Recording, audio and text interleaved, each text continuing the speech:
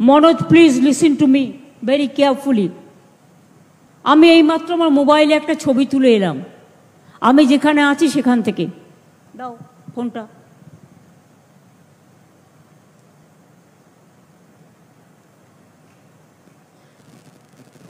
যেখানে আছি গেস্ট হাউসে, এই ফটোটা আমি তুলে আনলাম।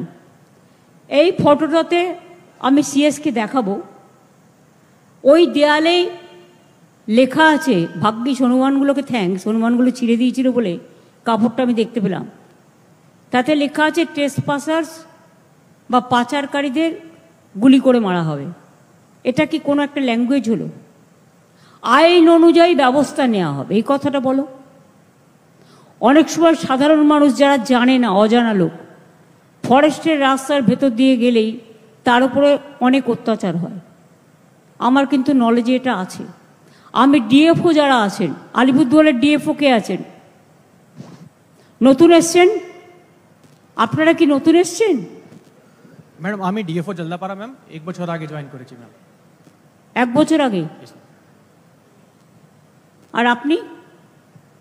Ma'am I am Harikrishna PJ ma'am, DFT BTR West, 1 বছর আগে জয়েন করেছি।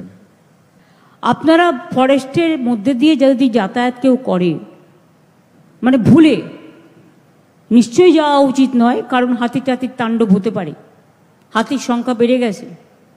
যে অ্যাকশনটা মানুষের পছন্দ নয়। মনে রাখবেন, বন, অরণ্য, সবুজ আপনাদের যেমন স্পেশালিটি আছে, জনগণেরও কিন্তু অধিকার আছে। সবাইকে নিয়েই কিন্তু সমাজে চলতে হয়। আপনার টাফ হন। এই যে কিছুদিন আগে আপনারা একটা বাঘ অপারেশন করে আমাদের ফরেস্টের কর্মীরা, প্রশাসন সবাই ধরলো, আমি তাদের সঙ্গে সঙ্গে থ্যাঙ্কস জানিয়েছি, কনগ্রাচুলেট করেছি। শুনুন, আপনাদের লোকে চেনে না, চেনে আমাদের। আপনারা যদি মনে করেন ভুল করবেন ইচ্ছা করে, ইচ্ছাকৃত ভুল, দায়টা কিন্তু আমাদের উপর আসবে। সুতরাং দায় যদি আমাদের উপর আসে, তাহলে আমরাও ছেড়ে কথা নিশ্চয়ই বলবো না। তারপরে হোমস্টে নিয়েও সেরকম সমস্যা। হোমস্টে নিয়ে দ্য সেম প্রবলেম। ম্যাডাম নমস্কার। ম্যাডাম অ্যাকচুয়ালি আমিও একদিন ওরকম কি ওটা দেখেছিলাম, জাস্ট আমি স্টাফকে খবর নিলাম এটা কেন লেখা হচ্ছে, বলছে এটা আমাদের নয় আর কি, এয়ারফোর্স সাইড থেকে লেখা আছে। আপনি মানে আমি কিন্তু এয়ারফোর্স কিছু যদি এই ধরনের জিনিস আমাদের জায়গায় করে, সেক্ষেত্রে তো কনসাল্ট করবে ডিএম এর সাথে, এসপির সাথে। Take up this matter with the airport. This a very unhealthy line.